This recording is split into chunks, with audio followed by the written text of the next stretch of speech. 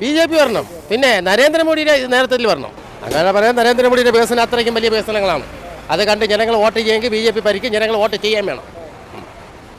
തുടർഭരണം വേണ്ടെന്നാണ് ചേട്ടൻ്റെ? തുടർഭരണം എന്തായാലും വേണ്ട. എന്താണെന്ന് പറഞ്ഞാൽ ഇപ്പോൾ ജനങ്ങളെ എല്ലാം കൊണ്ടും നശിച്ചില്ലേ, എല്ലാം കൊണ്ടും. ഒരു ആശുപത്രിയിൽ പോയാൽ അതിന് വേണ്ട സംവിധാനങ്ങളില്ല. ഈ ക്ഷേമ പെൻഷനല്ലേ കൊടുക്കണുള്ളൂ, ബാക്കി എന്തെല്ലാം പെൻഷൻ കിടക്കണം അതെല്ലാം വെറുതെ അടക്കമില്ലേ, ആർക്കും ഒന്നും കൊടുക്കുന്നില്ലല്ലോ. എന്നാലും നരേന്ദ്രമോദിയുടെ നേതൃത്വം വന്നാൽ മാത്രമേ ഇന്ത്യ രക്ഷയുള്ളൂ. UDF അധികാരത്തിൽ വരണം, ഒന്നാമത് ജനങ്ങൾ രക്ഷപ്പെടുകയുള്ളൂ. കാരണം UDF ഉമ്മൻചാണ്ടി സാർ അധികാരത്തിരുന്നപ്പോൾ എനിക്ക് നടക്കാൻ വയ്യാത്ത അനിയത്തിയുണ്ട്. ആ അനിയത്തെ ഒരുപാട് സഹായിച്ച് പെൻഷൻ കൂടി തന്നു, എല്ലാ രീതിയിലും 10,000 രൂപ ചെക്ക് ചെയ്ത് തന്നു, എല്ലാ രീതിയിലും ഒരുപാട് ഒരിക്കലും അത് മറക്കാൻ പറ്റില്ല. UDF അധികാരത്തിൽ പിന്നെ ഇപ്പോഴത്തെ മുഖ്യമന്ത്രിക്ക് എന്തെങ്കിലും കാണാൻ പോലും പറ്റില്ല. ഉമ്മൻചാണ്ടി സാർ ഒരുപാട് സഹായിച്ചു, ഒരിക്കലും മറക്കാൻ പറ്റില്ല. ഉമ്മൻചാണ്ടി സാറെ കാണാൻ ആർക്കോടോ ഞാൻ പോയപ്പോൾ 2000 പേരുണ്ടായിരുന്നു. ഫസ്റ്റിൽ എനിക്ക് കാലിയാത്തോടെ എന്നെ അകത്ത് കയറ്റി. സാറ് ചാടി കഴിച്ച് എന്താണ് മോക്ക് എന്താണ് സംഭവിച്ചതെന്ന് പറഞ്ഞ് കാര്യം പറഞ്ഞ് നോക്കുന്ന ആളിന് 550 രൂപ, അവർക്ക് 550 രൂപ, 1200 ആയി. 10,000 രൂപ ചെക്ക് ഒരുപാട് സഹായിച്ചു. ഒരുപാട് ട്രീറ്റ്മെൻറ്റ് ഫ്രീ ആയി കൊടുത്ത് ഏത് ഹോസ്പിറ്റലിൽ പോയാലും ട്രീറ്റ്മെൻറ്റ് ഫ്രീ. UDF അധികാരത്തിൽ വന്നാലേ പറ്റുള്ളൂ. LDF ഭരണ കാരണം എന്ന് വെച്ചാൽ അവർ ഭരണത്തോടു കൂടി താല്പര്യമുണ്ട്. ചെയ്യുന്ന കാര്യങ്ങളൊക്കെ ഒരുവിധം പറഞ്ഞ കാര്യങ്ങളൊക്കെ വ്യവസായം ചെയ്യുന്നുണ്ട്. ക്ഷേമ പെൻഷനൊക്കെ കറക്റ്റാക്കി ഈ മാസം 2 മാസത്തെ പെൻഷൻ കൊടുത്തു. അതൊക്കെ ഒരു വലിയ പാവങ്ങൾക്ക് വലിയൊരു കാരുണ്യമുള്ള ഇതാണ്. പിന്നെ അവരുടെ അതിൻ്റെ അകത്ത് ചെറിയ പ്രശ്നങ്ങളൊക്കെ ഉണ്ടെങ്കിലും LDF വരുമെന്നാണ് എൻ്റെ 100% ഉറപ്പ്. ഒരു തുടർഭരണം വേണമെന്നാണ് ചേട്ടൻ്റെ? ഇതാ തുടർഭരണം വരുന്നതിനൊക്കെ കൊള്ളാം. കാരണം കോൺഗ്രസും BJP ഒന്നും പറ്റില്ല. കോൺഗ്രസിനകത്തൊക്കെ വലിയ പ്രശ്നങ്ങളാണ്. അവരൊന്നും വന്നു കഴിഞ്ഞാൽ ഇതൊന്നും നടക്കാൻ പോകുന്നില്ല. പിന്നെ BJP വരില്ല, പക്ഷേ കുറച്ച് BJP ചിലപ്പോൾ 3-4 സീറ്റൊക്കെ പിടിക്കാൻ ചാൻസ് ഉണ്ട്. BJPക്ക് നല്ല ചാൻസ് ഉണ്ട്. പിന്നെ ഭരണത്തിന് വരുന്നത് 100% LDF തന്നെ ആയിരിക്കും. BJP അതിനെ പറഞ്ഞാൽ അവർ നല്ല കാര്യങ്ങൾ ചെയ്യുന്നുണ്ട്. അവർ നല്ല കാര്യങ്ങൾ, അവർ നല്ല വികസനം വരാൻ അവർ തന്നെ വരും. തുടർഭരണം വേണ്ട തുടർഭരണം വേണ്ട, UDF വേണ്ട, LDF വേണ്ട. മൂന്നാം കക്ഷി നല്ല കാര്യങ്ങളൊന്നും ചെയ്തിട്ടില്ല. അതവർ പറച്ചിലേ ഉള്ളൂ, നല്ല കാര്യങ്ങളൊന്നും ചെയ്തിട്ടില്ല.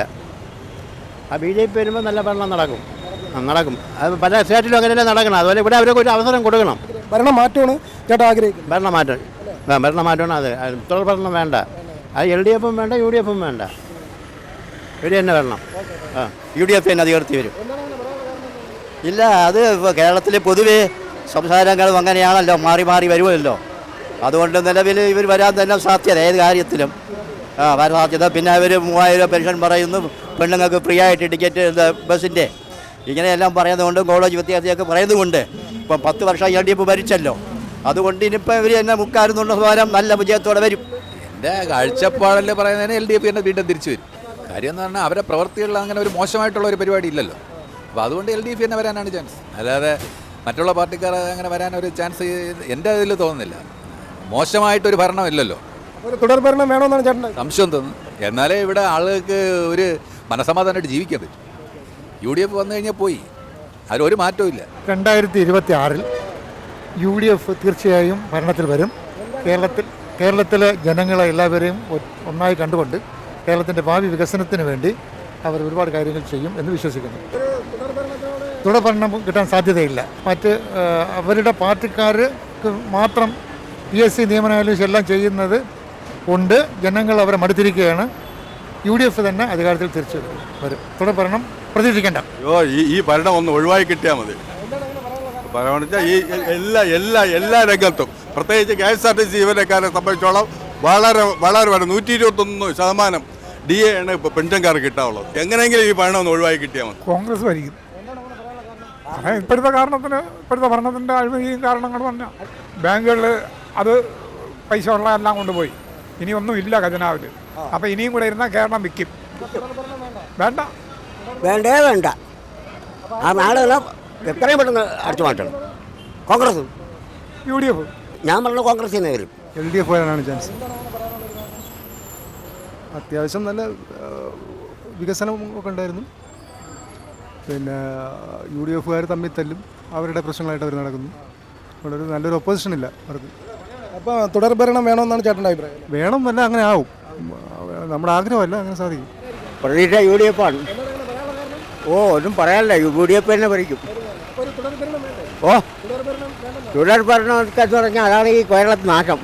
തുടർഭരണം കൊടുക്കാനേ പാടില്ല എവിടെയായാലും. കാരണം എല്ലാം തോന്നിയതുകൊണ്ട് തുടർഭരണം ചെയ്ത് കഴിഞ്ഞാൽ എൽ ഡി എഫ് തന്നെയാണ്. കാരണം നല്ല ഭരണമായതുകൊണ്ട് അതൊരു ഭരണമാറ്റം വേണ്ട, തുടർ ഭരണം വേണമെന്നാണ് ചേട്ടൻ. വേണമെന്നാണ് എൻ്റെ ആഗ്രഹം. വേണമെന്നാണ് എൻ്റെ ആഗ്രഹം. വികസനം നല്ല വികസനമാണ്. ഹൈവേയുടെ വികസനങ്ങൾ എല്ലാ പൊതുവെ എല്ലാ കാര്യങ്ങളും. ക്ഷേമ പെൻഷൻ 2000 ആക്കി. 2000 രൂപയാക്കി. അപ്പോൾ ഒരു തുടർ ഭരണം വേണമെന്നാണ് ചേട്ടൻ. അതെ, തീർച്ചയായിട്ടും.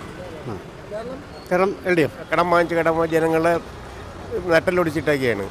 വികസനം എന്ന് പറഞ്ഞ് എഴുതി കാണിയും. എത്ര കോടി രൂപ കടമൊന്നും അറിയുന്നില്ല, വികസനം മാത്രം പറഞ്ഞ് കടങ്ങൾ എത്ര ഉണ്ടെന്ന് അറിയുന്നില്ല.